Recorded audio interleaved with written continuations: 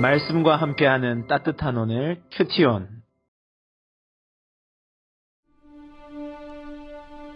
예수께서 그들에게 항상 기도하고 낙심하지 말아야 할 것을 비유로 말씀하여 이르시되, 어떤 도시에 하나님을 두려워하지 않고 사람을 무시하는 한 재판장이 있는데, 그 도시에 한 과부가 있어 자주 그에게 가서 내 원수에 대한 나의 원한을 풀어주소서 하되, 그가 얼마 동안 듣지 아니하다가 후에 속으로 생각하되, 내가 하나님을 두려워하지 않고 사람을 무시하나 이 과부가 나를 번거롭게 하니 내가 그 원한을 풀어주리라.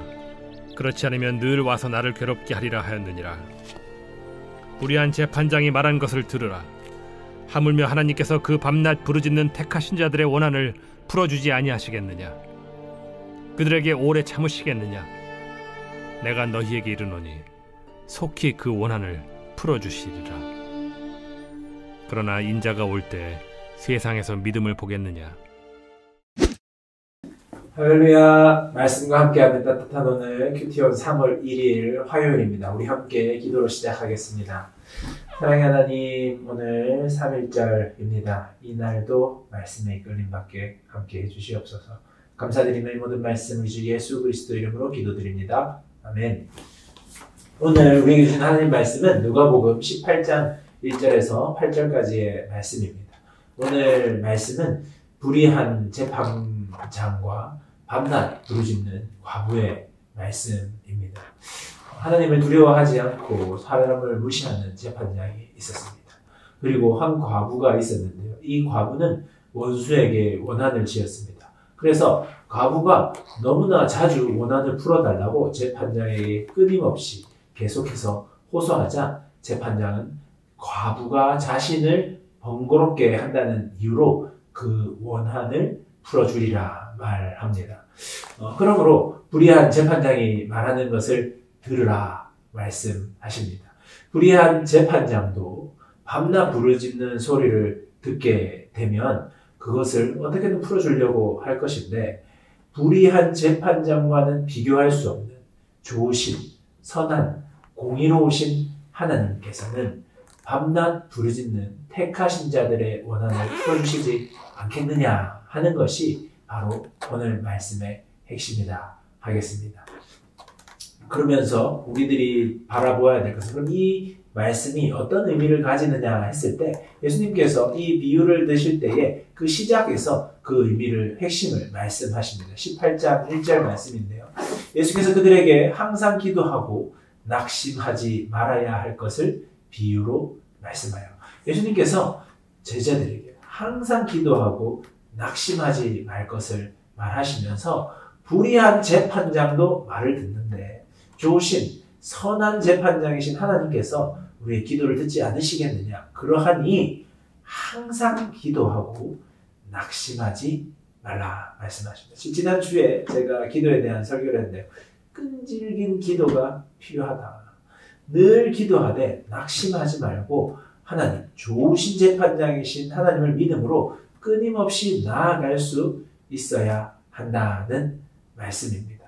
불의한 재판장과 비교할 수 없는 너무 좋으신 우리 하나님이지 않습니까? 재판장은 과부의 반복적인 요청을 처음에는 지속적으로 거절했습니다. 하지만 끝내 그가 자신의 괴로움 때문에 요청을 들어주기로 결정하는 것입니다. 재판장은 선한 의지가 없었지만 계속되는 요청을 들어주게 되는 겁니다.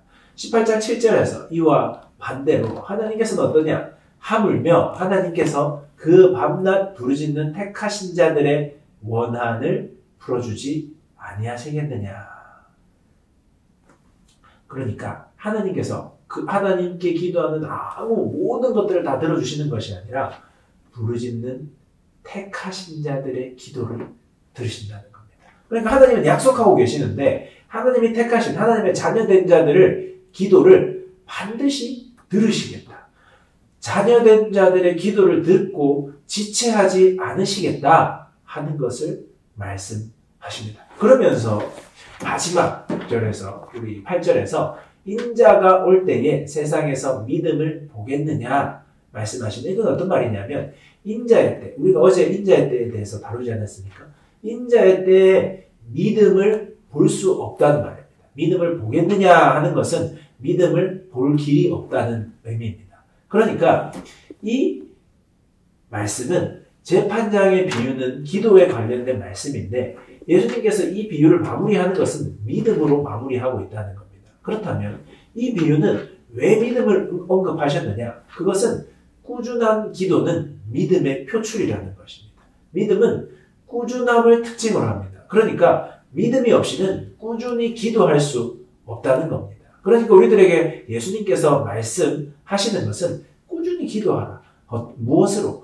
좋으신 재판장이신 하나님을 믿음으로, 그 하나님을 의지함으로 기도하라는 겁니다. 오늘 말씀에서 꾸준히 반복적으로 계속해서 기도하면 응답받을 수밖에 없다는 기도의 스킬을 말하는 것이 아니라 하나님을, 들으시는 하나님을 믿음으로 꾸준히 지속적으로 기도하라는 말씀인 것입니다. 그러면서 마지막 때에 이렇게 포기하지 않고 기도하는 자들을 보기 어려울 것이다. 종말이 가까울수록 하나님을 믿음으로 끝까지 기도하는 자들이 점점 사라져 갈 것이다 라고 말하고 있습니다. 우리 시대에도 꾸준히 기도하는 성도들이 점점 사라지고 있습니다. 예전에는 산을 밝히며 기도했고 교회에서 철야 기도하는 팀들이 늘 있어 왔습니다. 그런데 어떠합니까? 지금 기도의 자리가 비어가고 있지는 않습니까?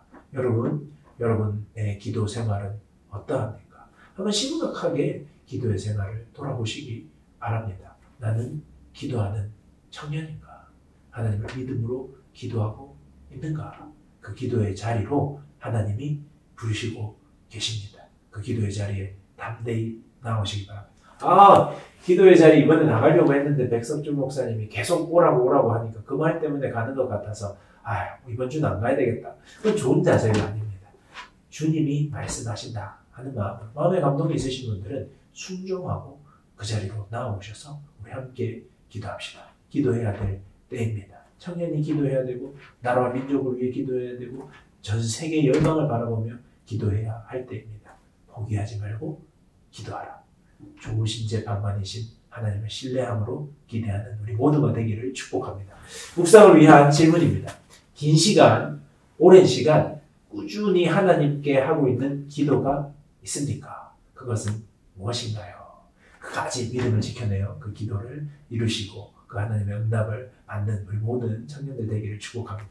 묵상을 하며 들으면 좋은 찬양은 우리 함께 기도해라는 찬양인데요. 우리 함께 기도해 주 앞에 나와 두 손 들고 긍휼 베푸시는 주 하늘을 향해 두 손 들고 하늘 문이 열리고 은혜의 빗줄기. 제가 청년 시절에 끝없이 이 찬양을 들으며 기도회에서 기도했던 기억이 나는데요. 이 찬양 들으며 우리 기도로 부르신 하나님의 뜻에 순종하는 귀한 시간 되기를 축복합니다. 우리 함께 기도하겠습니다.